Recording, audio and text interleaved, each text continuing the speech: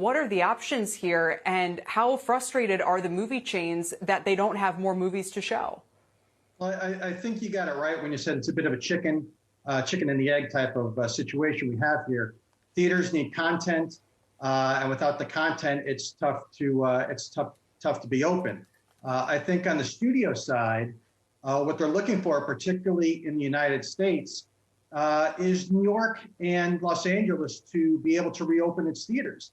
And I think without those two markets, which account for a significant amount of revenue, they're going to be very reluctant to open up any big budget films. Tenet showed that it can't, middle America can't carry the business on its shoulders. Sure. I mean, Tenet was a $200 million picture that grossed $45 million. I understand why the producers are saying we can't accept that. We have to try to get a better return on our money. But Eric, why is it that international movie theaters are able to make a better box office right now? And it's funny you mentioned New York and Los Angeles. I mean, could the movie industry survive if we simply had those two major markets reopening? Well, I think you need the whole portfolio of the U.S. To be open, but missing Los Angeles and New York City, the two largest markets in the country, really hurts. And when you spend that much money, you need those markets open. Internationally is further along because they were further along in terms of the pandemic recovery. Tenet did a pretty decent $250 million internationally. So, international we're cautiously optimistic about international, but now I think one of the things that was worrisome for MGM with Bond is you have the second wave, and now you have concerns about the UK, which is one of Bond's most important market, as well as Germany. Yeah, great point. Eric, I have one more question for you, then I'm turn back to Julia. But you say that right now these theater or the movie companies themselves, the studios, don't have another great option. You said that Mulan, in your view, was a flop. Can you explain that? Because by what standard, and does it matter if for Disney it still drives people to Disney Plus? But I'm curious why you think that's not a more viable option right now. Well, based on the data that I've seen, the first week numbers for Mulan were about 1.1 million buys. So that's about $33 million.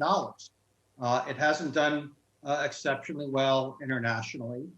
You had some issues in China with reviews as well as some political issues. But when you look at the U.S., when you spend over $200 million, you need a much bigger opening than $33 million in its first weekend. So I have yet to see any studio proclaim significant success with premium video on demand. And there's definitely been nothing there to replace what a theatrical window can provide. Yeah. So, Julia, final question. If it's good for the theaters, if the studios really face no other option, why not just get these movies out there? If you can argue it's good for the economy and kind of keep this all going, maybe they can then say, look, we're not going to make the return we wanted, but maybe we can get some help from Washington.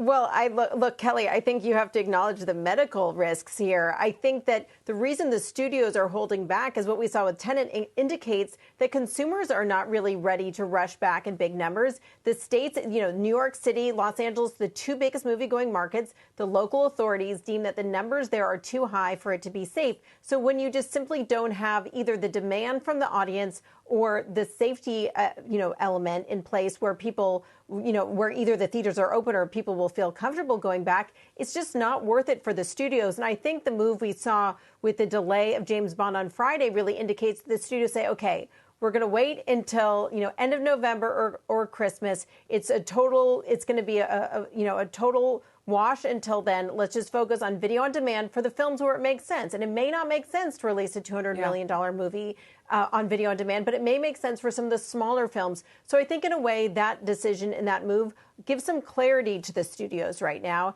and at least removes that uncertainty. Shepard Smith here. Thanks for watching CNBC on YouTube.